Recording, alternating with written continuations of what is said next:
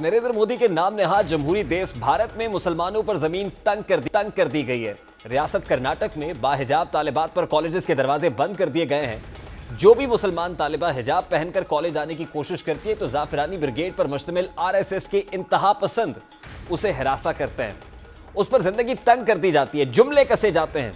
1.5 माह से कर्नाटक की तालिबात हिजाब पर पाबंदी के खिलाफ सरापा एहतजाज है। कर्नाटक में हिजाब बमुकाबला जाफरानी खंडवा का तनाजा हर आने वाले दिन में जोर पकड़ता जा रहा है, लेकिन इस 1.5 माह की जद्दोजहद और एहतजाज पर पीएस इंजीनियरिंग कॉलेज की तालिबा की 1.5 मिनट की जद्दोजहद हावी हो गई है, जिसने सिर्फ बड़े सगीर पाको हिंद बल्कि पूरी दुनिया को झंझोड़ कर रख दिया है, जिसने पूरी दुनिया में भारत का नाम नेहाद जमहूरी चेहरा बेनकाब कर दिया है, जिसकी अल्लाह अकबर की सदा ने भारत के सेकुलरिज्म के ढोंग को अयां कर दिया है। हुआ यूं कि पीएस इंजीनियरिंग कॉलेज की तालिबा जूं ही अपने स्कूटी पार्क करने के बाद अपने डिपार्टमेंट की जानिब बढ़ती है, वो पार्किंग एरिया पार्किंग लॉट में अपनी स्कूटी को पार्क करती है, डिपार्टमेंट की तरफ बढ़ती है तो उसे आरएसएस के इंतहा पसंद घेर लेते हैं। वो पूरे इत्मीनान के साथ आगे बढ़ती जा रही है। अगर वो फुटेज सामने रख सके जहां पर वो तालिबा आई है और स्कूटी पार्क की है, ये वो तालिबा है असल में।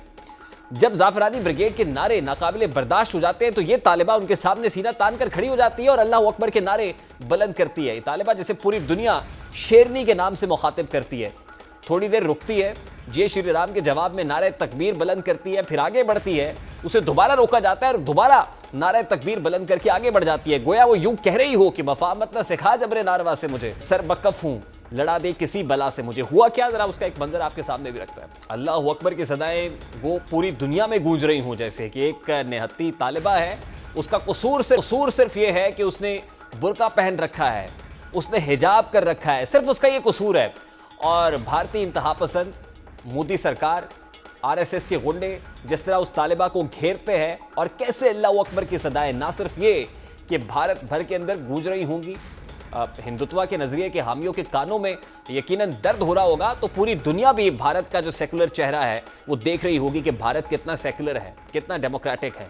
कर्नाटक में जारी तनाज़े का जायजा लिया जाए तो तकरीबन 1.5 माह कबल एक कॉलेज के बाहर 6 तालिबात को हिजाब पहनने पर रोका जाता है, जिसके बाद कई कॉलेजेस में हिजाब पर तलबा और इंतजामिया के दरमियान खूब बहस हुई।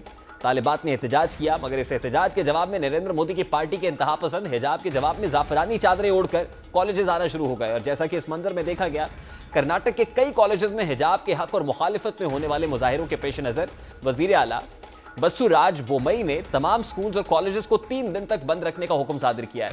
कर्नाटक के वजीर आला ने अपनी ट्वीट में लिखा कि मैं कर्नाटक के तलबा, असातिज़ा और स्कूल इंतजामिया के साथ साथ आवाम से अमन बरकरार रखने की अपील करता हूं।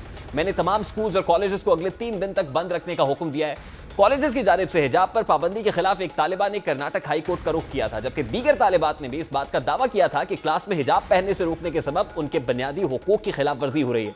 उधर आज हिजाब को लेकर कर्नाटक में जारी तनाज़े के दरमियान कर्नाटक हाई कोर्ट ने रिमार्क्स दिए कि बैनुल-अक़वामी बरादरी हमें देख रही है और ये अच्छी बात नहीं है। कोर्ट ने कहा कि सरकार तलबा को 2 महीने के लिए हिजाब पहनने की इजाज़त देने की दरख्वास्त से मुत्तफिक नहीं है, वो इस मामले को मेरिट पर उठाएगी।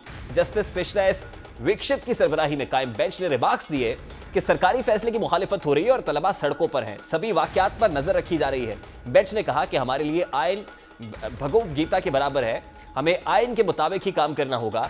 मैं आइन की हल्फ लेने के बाद इस सूरत हाल पर आया हूं कि इस मामले पर जज्बात को अलग रखकर सोचा जाना चाहिए। बेंच ने कहा कि सरकार कुरान के खिलाफ फैसला नहीं दे सकती, पसंद की ड्रेस पहनना बुनियादी हक है, हालांकि सरकार बुनियादी हुकूक पर पाबंदी लगा सकती है। यानी एक तरफ कोर्ट का डिसीजन है, दूसरी तरफ आरएसएस के गुंडे हैं और मोदी सरकार का चेहरा पूरी दुनिया के सामने आया हो रहा है।